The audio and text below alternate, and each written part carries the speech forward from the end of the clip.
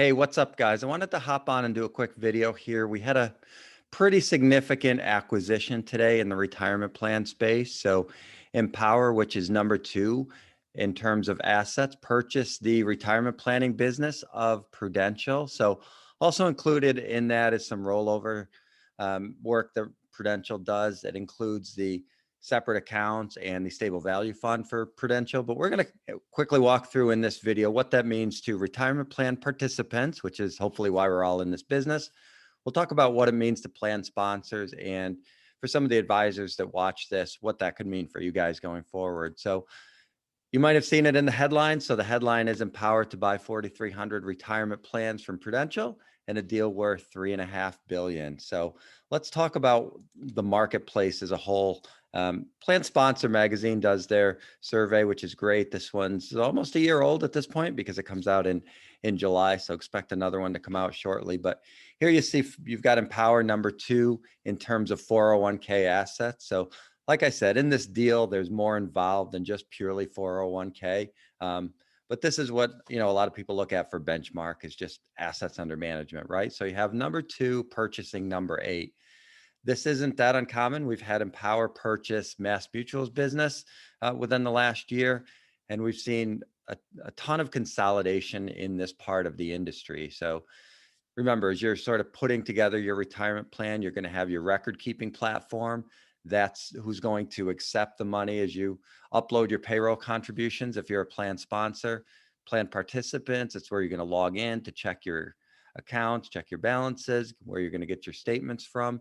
And this is a company that's providing the data security, right? That's what's really important right now, a key component of when you're doing your due diligence, what type of systems they have in place. So, and you have your advisory component, which is also another area where there's been a ton of merger and acquisition lately. This is an industry, specifically on the retirement plan side and the record keeping, where there's been a ton of fee compression. If you look at this top 10 list over the last 10, 15 years, they've just been fighting each other for lowest fee, lowest fee, lowest fee. A lot of that's been driven by all the 401k lawsuits that just keep pushing fees lower and lower. So what's happened is the only way to really grow, the only way to make it profitable is scale, just acquisitions and just getting participants on top of participants and growing the business that way. So it's certainly not uncommon to see these M&A transactions on the record keeping side. Expect to see more of them. You're also seeing these record keepers now that the cost of what they do has been so much commoditized. They're looking to get into other areas of business. So you've seen Empower bought Personal Capital.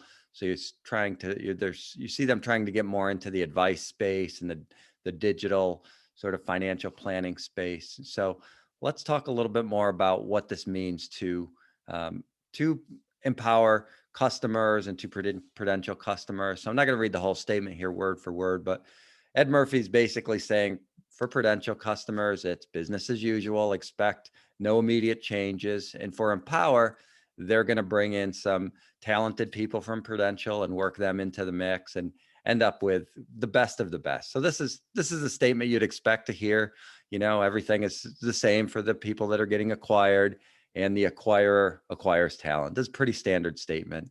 So if you're a participant, don't expect any immediate action. You're not going to, you might get a letter in the mail talking about what's happening. But this deal doesn't close until the first quarter of next year.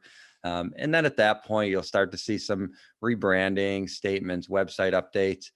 Eventually, you'll be migrated to a new website. Empower is really good about updating their website on a regular basis. So chances are it'll be a complete overhaul for everybody. So existing Empower customers will get a new website, probably as the Prudential people come on board with that as well. So like I said, separate accounts were part of this deal. Stable value fund of Prudential was part of the deal. So these are both companies that have proprietary products that find their way into retirement plans, which is okay. It just has to be justified by plan fiduciaries. So the idea being, okay, we have this stable value fund in here.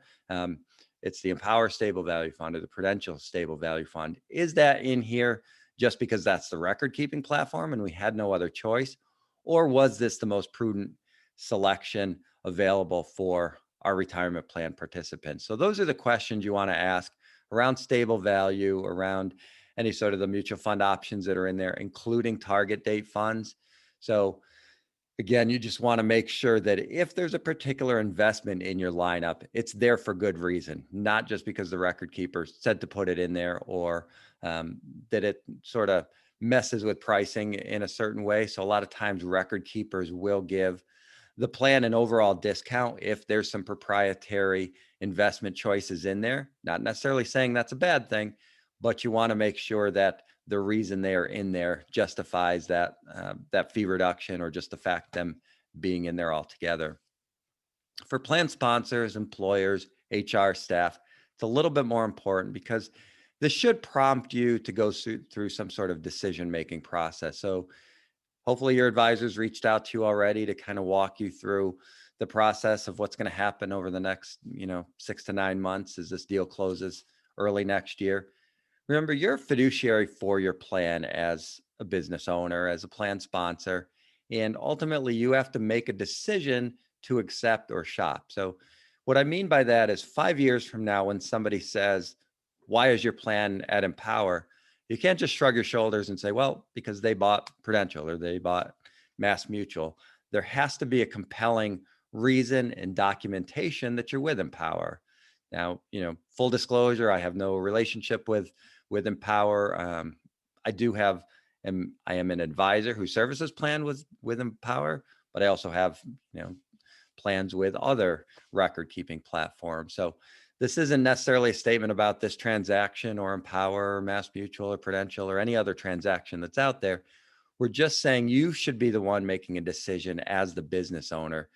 Don't just accept any sort of merger and acquisition as a reason for continuing down that path. So basically the way you should be looking at this as, at some point, my Prudential relationship will end. At that point, Empower is one of the choices on the table, but I should have 2 or 3 other choices on the table as well.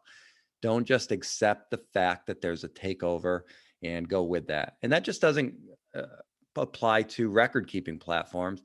Same thing happens in the advisor space. Same thing happens in the investment space.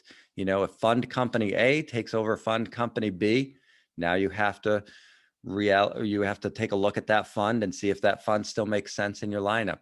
And especially on the advisor side, we're seeing a ton of merger and acquisition space in that space. So the reason you originally chose that advisor, that reason might not be there. You went with that sleepy advisory shop on the corner because, they were good, local advisory firm. Now, suddenly they're part of some mega global digital conglomerate of the month. So you want to make sure that the reasons you chose that advisor, reason you chose that record keeper, reason you chose that investment are still in place, aside from any sort of mergers and acquisitions. So again, so a little bit about the Empower and Prudential merger that we talked about, acquisition that we talked about, but also in general, how you as a plan sponsor need to approach this. As if the contract is ending, what else is on the table?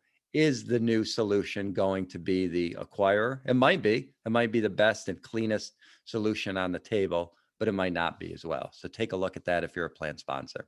Thanks.